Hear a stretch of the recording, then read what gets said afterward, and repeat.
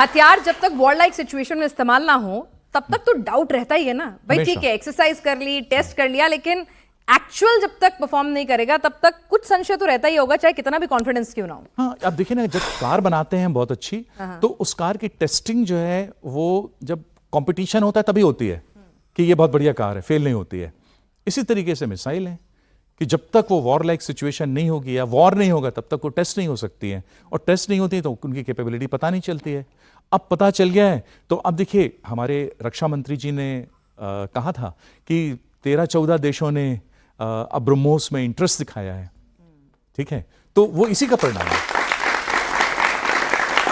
भाई एक तरफ चीनी हथियार थे जो मेड इन चाइना, उनकी क्या हालत हो रही थी, और हमारी ब्रह्मोस ने क्या ताकत दिखाई थी कि आवाज अमेरिका तक सुनाई दी थी। तो अपने आप में काबिल तारीफ है, जोरदार तालियां तमाम पूरी टीम और साइंटिस्ट के लिए जो इसके पीछे लगातार लगे रहते हैं। सर, हमने वायुसेना की बात की, हमने नौसेना की बात की, अगर थल सेना की ताकत की बात करें तो वहां पर किस तरह के चैलेंजेस थे, वहां पर आपने कौन कौन से इसके वर्जन दिए? जाहिर सी बात है कि अलग अलग रिक्वायरमेंट्स होंगी। थल सेना के पास लॉन्चर होता है जो लैंड पर मूव करता है, जमीन पर मूव करता है, तो इनके टारगेट अलग होते हैं। इनके टारगेट होते हैं जैसे फिर कमांड कंट्रोल सेंटर हो गया, या ब्रिजेस हो गए, रोड्स हो गए, ऑयल डिपो हो गए, और आइडेंटिफाइड होते हैं। और आर्मी जो है हमारी सबसे बड़ी सेना है, इंडियन आर्मी, तो इनकी रिक्वायरमेंट्स भी अलग अलग होती हैं। और जब ये मूव होती हैं आर्मी, देखिए आर्मी का मूव होना तो पाकिस्तान के लिए बहुत खतरनाक होता था, क्योंकि आर्मी मूव होती है ऑक्युपाई करने के लिए। आर्मी की फिलॉसफी यही है, फुट सोल्जर्स कैप्चर। हाँ, फुट सोल्जर जाके कैप्चर करेंगे तो उनको हटाना बहुत मुश्किल होता है, फिर एक बार घुस गए तो निकालना बड़ा मुश्किल है। इस बार हमारा काम सिर्फ एक था, ऑब्जेक्टिव ये था कि जो टेररिस्ट के बेसिस है उनको खत्म करना। तो हमने टेररिस्ट के बेसिस को खत्म किया, और जो भी उनको सपोर्ट कर रहा था टेररिज्म को, उनको भी खत्म किया। तो हमारा कभी भी वॉर मॉन्गरिंग जो है या वॉर को ये ऑब्जेक्टिव था ही नहीं कि युद्ध करना है हमको।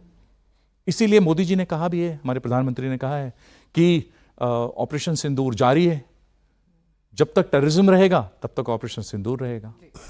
तो ब्रह्मोस के लिए अभी और भी अपॉर्चुनिटीज बाकी हैं। साना सर, जब फौजी का जज्बा उसको जीत दिलाता है, लेकिन वो जीत और पक्की हो जाती है जब फौजी के पास धारदार हथियार हो। जब आपके पास ब्रह्मोस की ताकत आई फौज के पास, और वो ताकत बढ़ती गई, एडवांस होती गई, तो किस तरह से पूरा मेंटल स्पेस चेंज हो जाता है, सोचने का तरीका चेंज हो जाता है?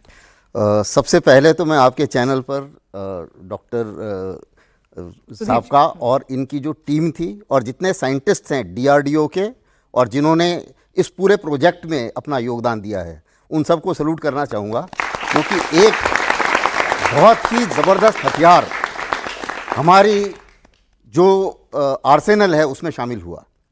और इसकी थोड़ी सी मैं आपको थोड़ा सा और पॉइंट्स बताना चाहूँगा जो अभी तक कवर नहीं हुए हैं। सबसे पहले देखिए, ऐसा नहीं है कि हमारे पास बैलिस्टिक मिसाइल्स कई थी, लेकिन बैलिस्टिक मिसाइल की प्रॉब्लम क्या होती है कि बैलिस्टिक मिसाइल की ट्रेजेक्ट्री जो है उनके रडार पकड़ सकते हैं दुश्मन के, लेकिन क्रूज मिसाइल वो जमीन से इतना सट के चलती है कि रडार में वो दिखाई नहीं देती। ठीक। तो एक तो ये क्रूज मिसाइल, दूसरी ये भारत के अंदर बनी, तीसरी इसकी स्पीड इतनी ज़्यादा है, क्योंकि जितनी क्रूज मिसाइल्स हैं वर्ल्ड में, वो तकरीबन, उनकी दूसरी मुसीबत क्या है कि वो स्लो हैं, लेकिन ये एक मिसाइल ऐसी बनी जिसकी स्पीड भी 3 मैक पहुंच गई। तो एक क्रूज मिसाइल है, स्पीड भी तेज है, और रडार में भी नहीं पकड़ पा रहे हैं।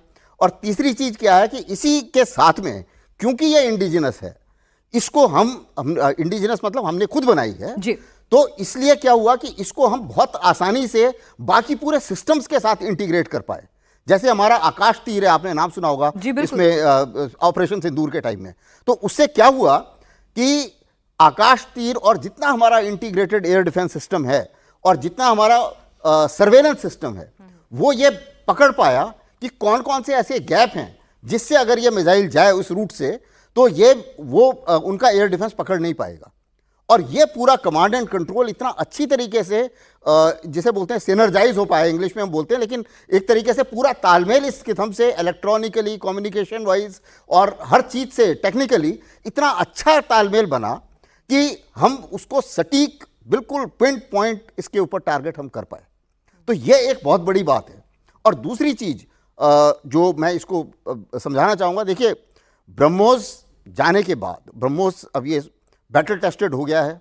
जैसे ही कोई भी हथियार बैटल टेस्ट हो जाता है और सक्सेसफुल हो जाता है, उसकी मार्केट वैल्यू कहीं के कहीं पहुंच जाती है। आज की डेट में फिलीपींस में तो ये शामिल हो ही गई है ऑलरेडी। बाकी तकरीबन 14-15 देश हैं जो इसको भी खरीदना चाहते हैं।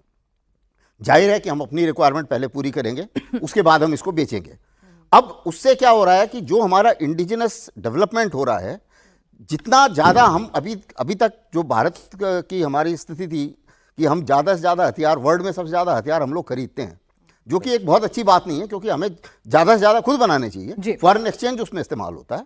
लेकिन अब तकरीबन 300% पिछले अगर कुछ सालों में आप गिने तो इतना ज़्यादा हमारा निर्यात बढ़ गया है। वो निर्यात बढ़ने का मतलब ये है कि आपके इक्विपमेंट में जब कॉन्फिडेंस आता है, जैसे ब्रह्मोस सक्सेस होती है, तो बाकी इक्विपमेंट में भी कॉन्फिडेंस आता है। तो बाकी इक्विपमेंट में कॉन्फिडेंस से क्या लगता है कि अब विश्व के जो आप देखिए हथियार बेचने वाले देश कौन कौन है। अमेरिका है, उसके हथियार बहुत महंगे हैं। चीन का हथियार डिपेंडेबल नहीं है, क्योंकि ना उनका एयर डिफेंस काम करा, और आप देखिए पाकिस्तान में उस समय ANTPQ ये अमेरिका का एयर डिफेंस था, वो सर्वेलेंस सिस्टम था, रडार सिस्टम, और चीन का HQ-9 वो भी था, और ये दोनों ही फेल हो गए। तो इनकी मार्केट जो है वो एक तरीके से डाउन हो गई। अभी रूस एक और दूसरा देश है जो अच्छे से जिसका हथियार बिकता है, लेकिन रूस खुद लड़ाई में फंसा हुआ है।